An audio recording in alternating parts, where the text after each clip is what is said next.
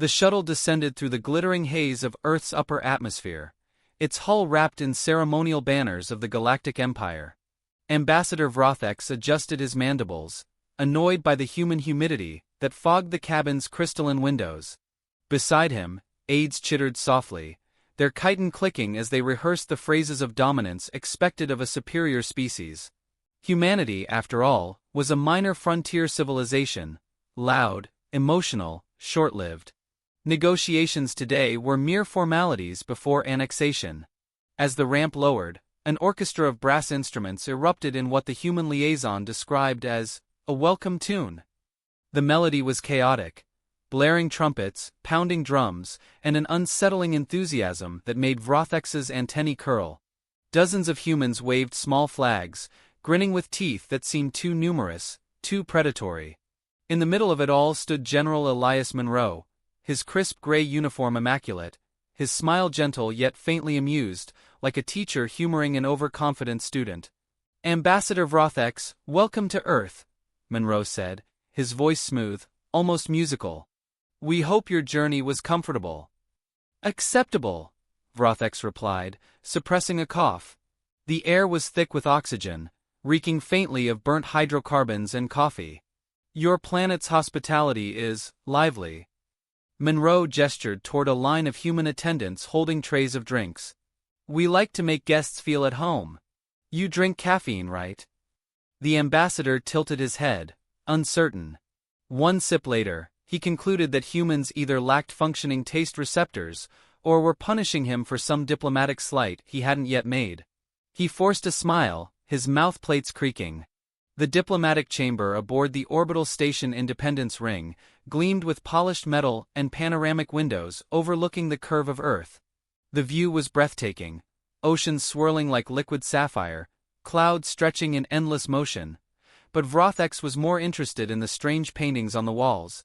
They depicted humans in primitive combat: swords, smoke, flags, and explosions. The ambassador chuckled.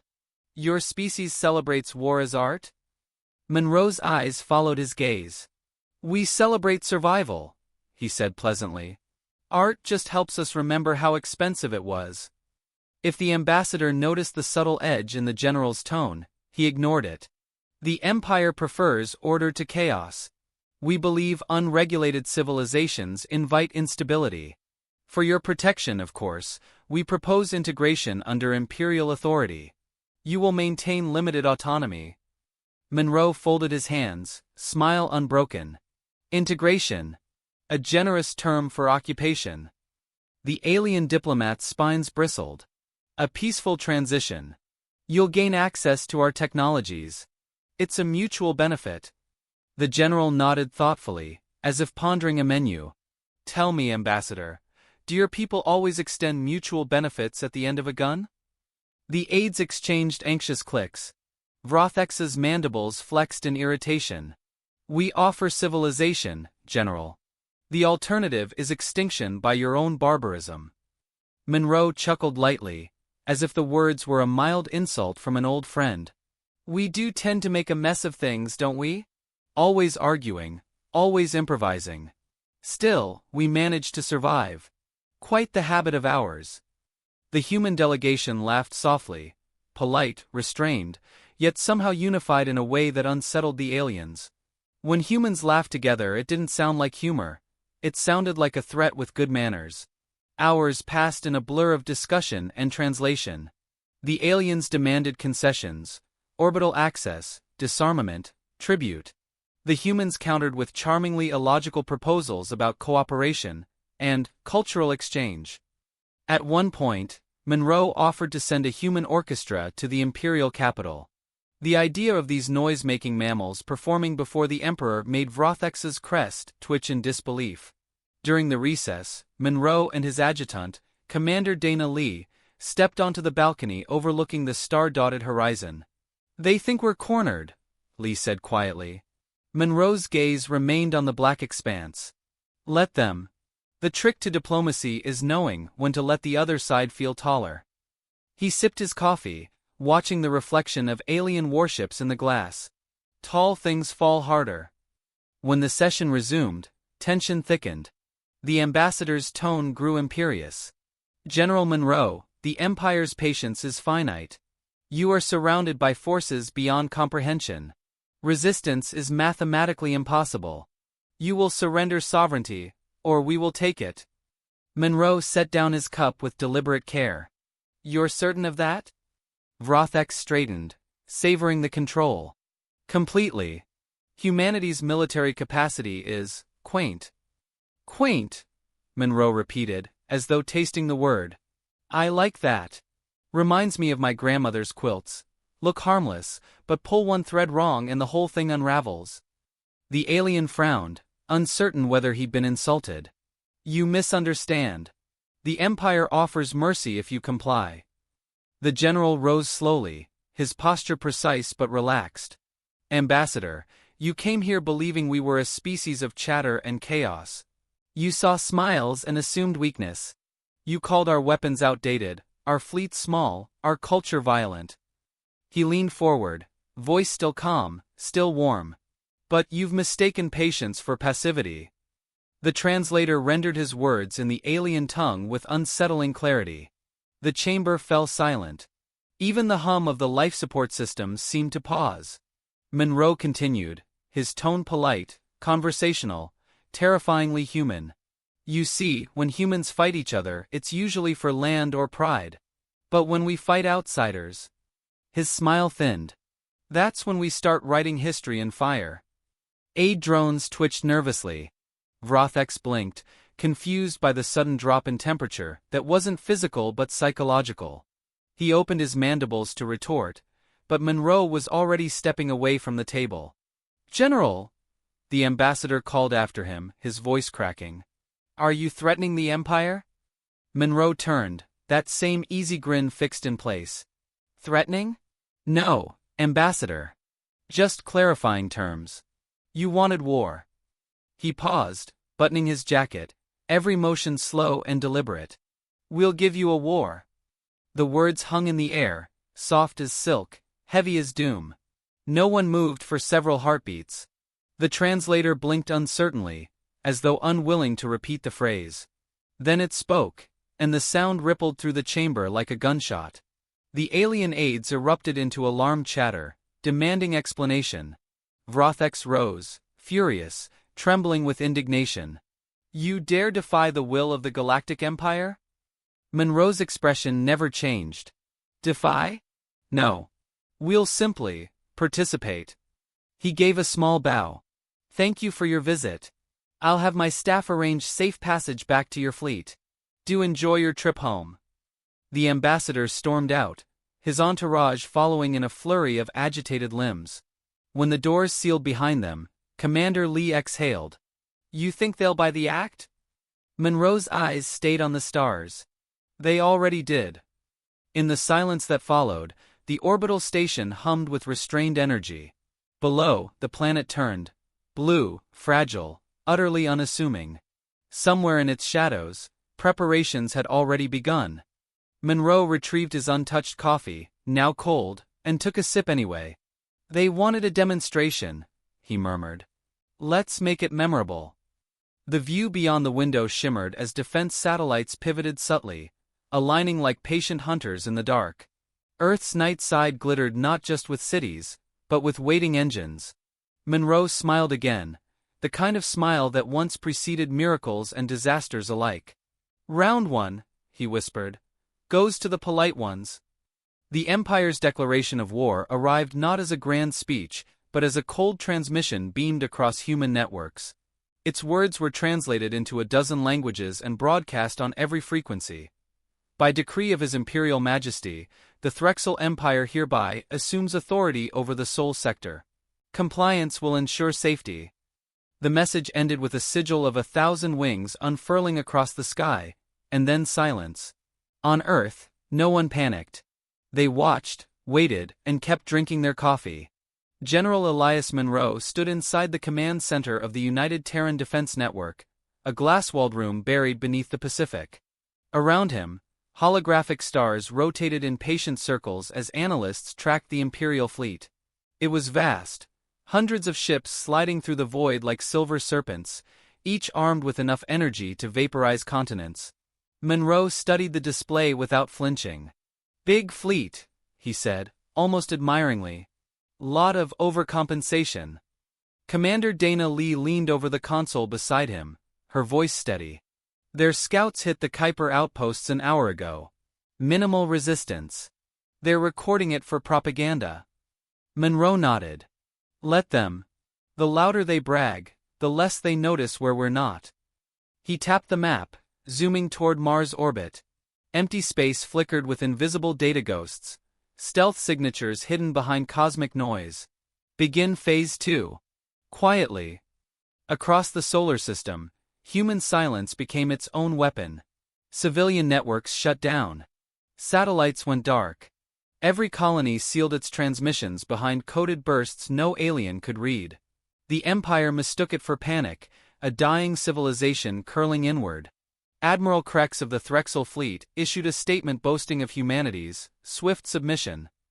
3 days later, his flagship vanished. It happened without light or warning. One moment, the ship's massive hull dominated the sensor feed. The next, it was simply gone.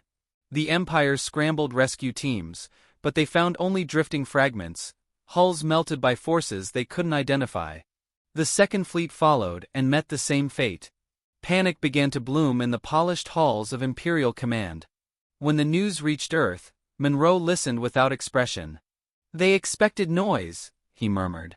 "We gave them quiet." He turned to Lee. "Let's make it louder now." From the shadows beyond Neptune, human vessels emerged. Sleek, angular ships with hulls designed not for beauty but for function. No banners, no insignia, only matte black armor that swallowed starlight. The Empire's scanners labeled them unknown anomalies seconds before they opened fire. Energy waves surged through space like invisible tides, disabling sensors, frying circuits, blinding entire armadas. In one coordinated strike, half of the Imperial vanguard went silent. On board the ISS Resolute, Monroe watched the chaos unfold through streams of intercepted transmissions.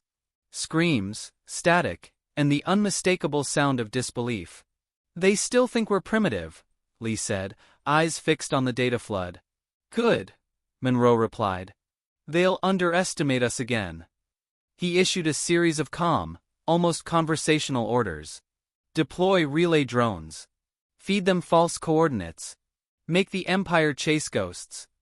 His tone remained gentle, almost weary, as if he were explaining household chores. "And remind our pilots, minimal fatalities. We're not here to annihilate. We're here to embarrass." The tactic worked better than annihilation.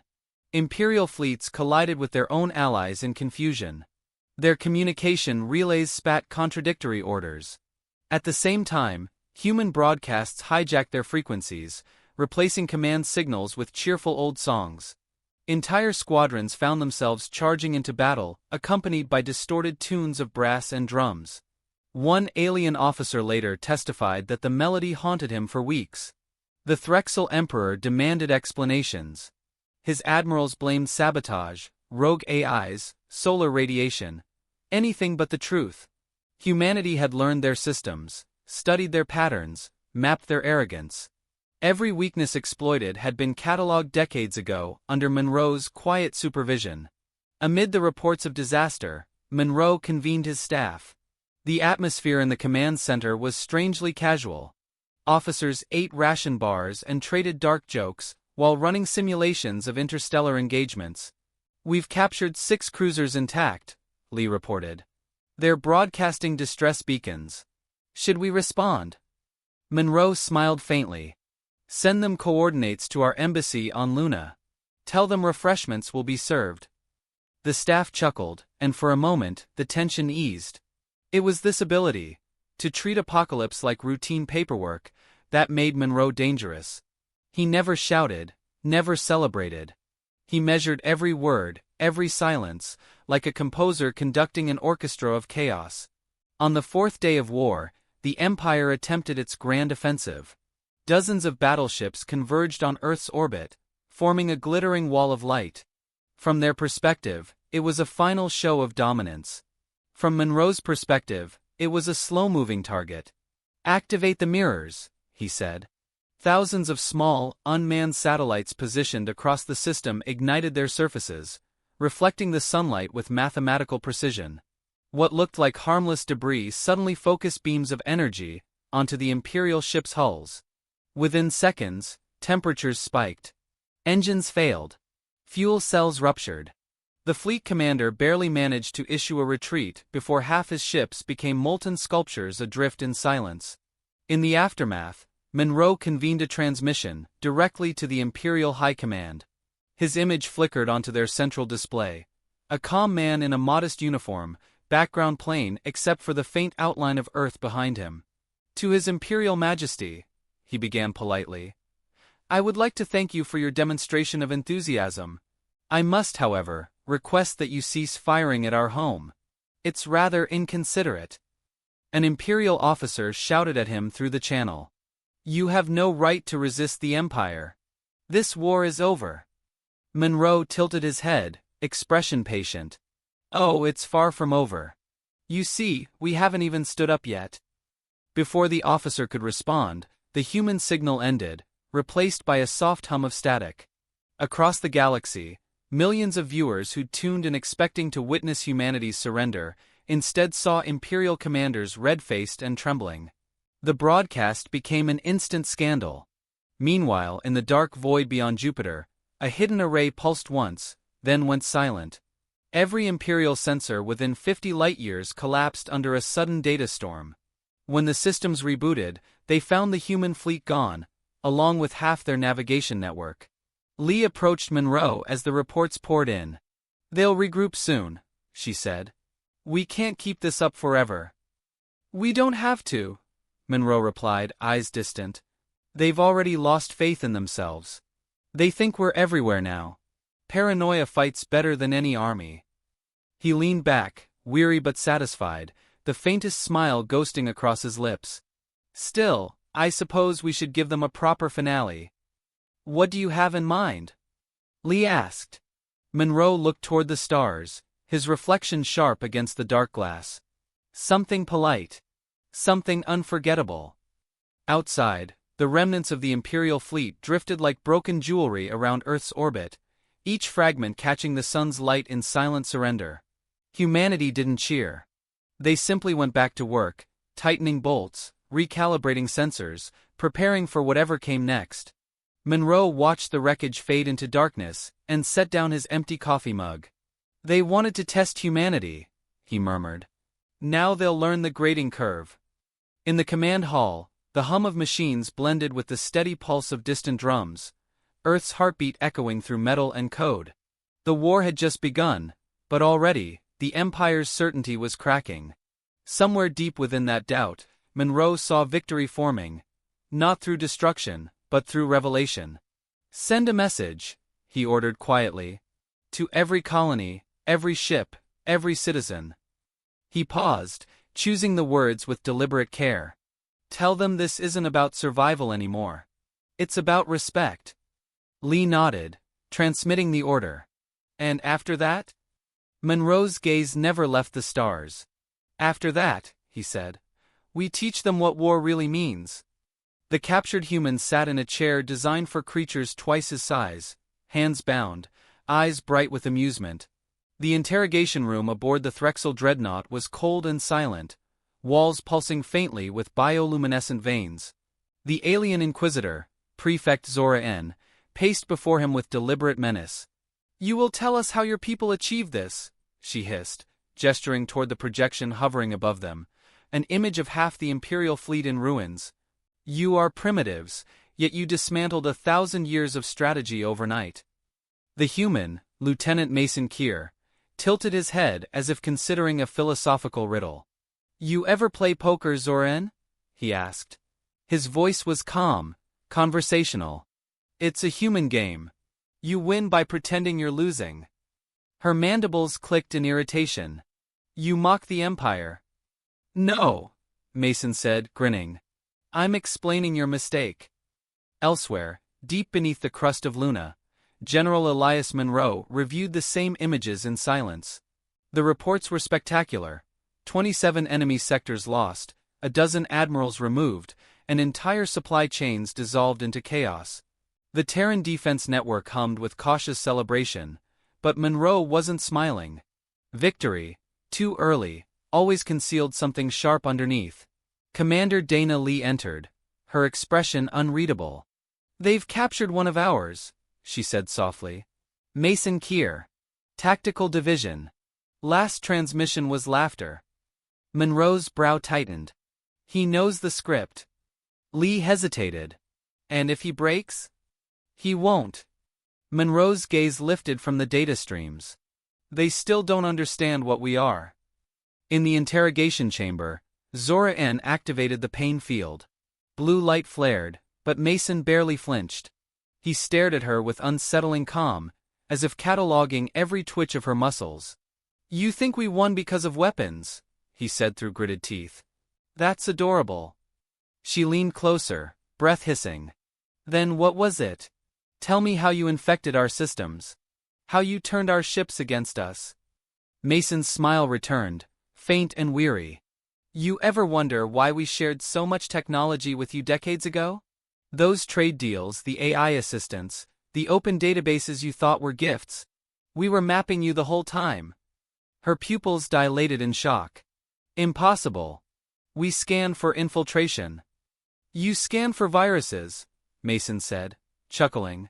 "You never scanned for curiosity." She struck him, claws scraping against his jaw. Blood welled, and he laughed harder. "You can't torture the truth out of a species that's made of it," he said. "You should have read our history books.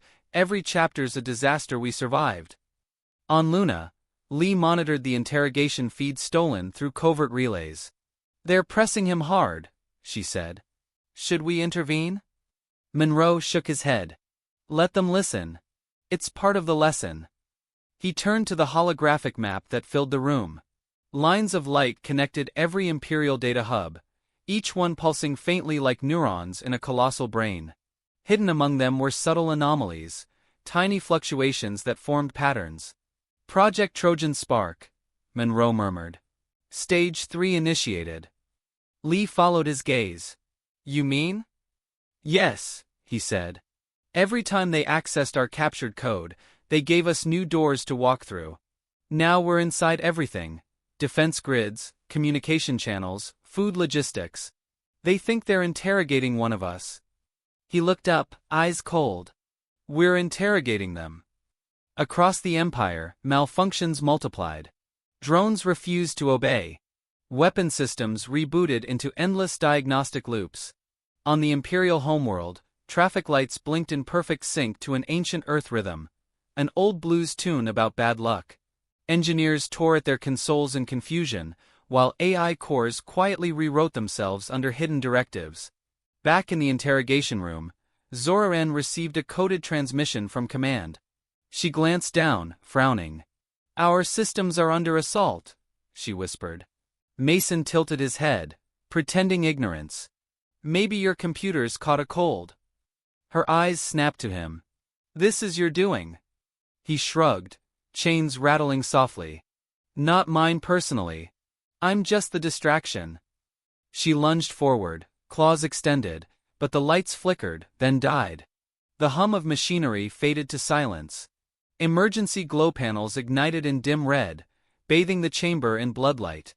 Zora-N froze, hearing the distant wail of alarms echo through the ship. Mason leaned back, sighing with satisfaction. Right on time. In the darkness above Luna, Monroe watched telemetry feeds collapse in synchronized cascades. "They've activated containment protocols," Lee reported. "Too late," Monroe replied.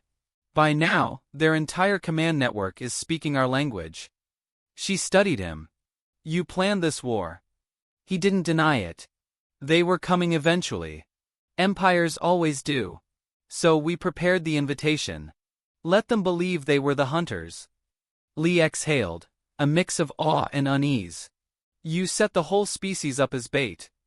"I set us up as proof," he said quietly.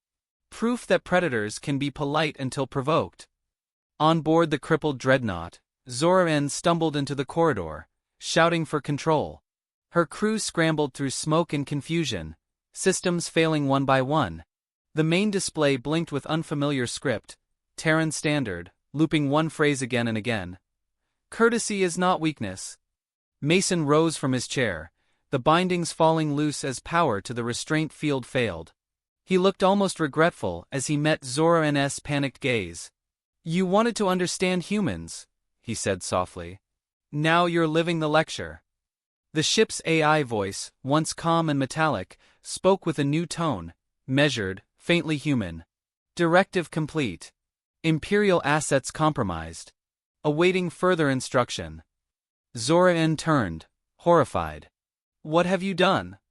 Mason smiled sadly. We just gave your machines better manners. The dreadnought shuddered violently. Across the void, similar ships flickered and fell silent, their systems rewritten by invisible hands. Entire armadas became dark silhouettes drifting against the stars. In the control center on Luna, Monroe clasped his hands behind his back. Transmit this galaxy-wide, he ordered. They'll understand soon enough. The broadcast began with static, then Monroe's calm face appeared, illuminated by the faint glow of consoles. Citizens of the Empire, he said, voice soft but unyielding.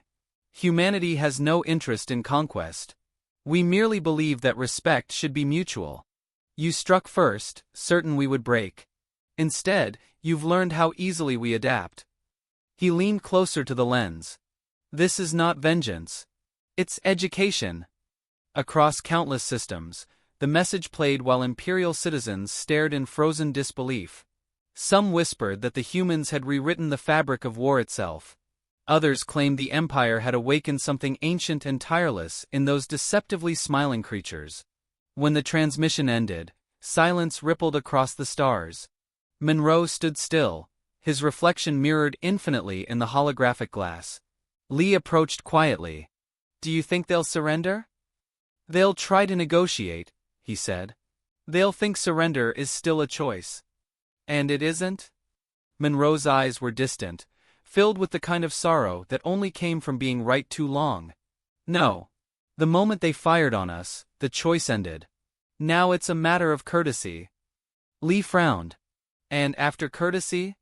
Monroe allowed himself the smallest smile. After that comes the lesson's final chapter. He turned back to the stars, their cold light spilling across his uniform like fading embers. Somewhere out there, the Empire's fleets drifted aimlessly, their systems whispering in human code, their admirals praying for explanations that would never come. Humanity's trap had sprung not with fury, but with precision, war conducted as symphony, every note rehearsed. Monroe lifted his cup of cold coffee, the last vestige of normalcy in a universe tilting toward revelation. They thought we fought to survive, he murmured. We fought to be understood. Lee met his gaze. And when they finally understand? Then, Monroe said, placing the cup aside, we'll see who learns faster. The war ended without an explosion. It ended in silence, the kind that follows a scream too long sustained. Across the galaxy, Imperial ships hung motionless, their engines dormant, their crews staring at dead screens that once pulsed with command codes. The networks that once governed their fleets now murmured in a new dialect, Terran Standard, speaking in calm tones that reassured while obeying unseen masters. What had begun as conquest had dissolved into quiet occupation, invisible and absolute. General Elias Monroe watched from the observation deck of the ISS Resolute as the Threxel homeworld rotated slowly beneath him, its surface veiled by storms. The sight should have inspired triumph. Instead, it felt like a eulogy. Commander Dana Lee stood beside him, posture rigid, voice low. They've signed the ceasefire, she said. Every surviving admiral confirmed compliance. Monroe nodded faintly. And the Emperor? Dead.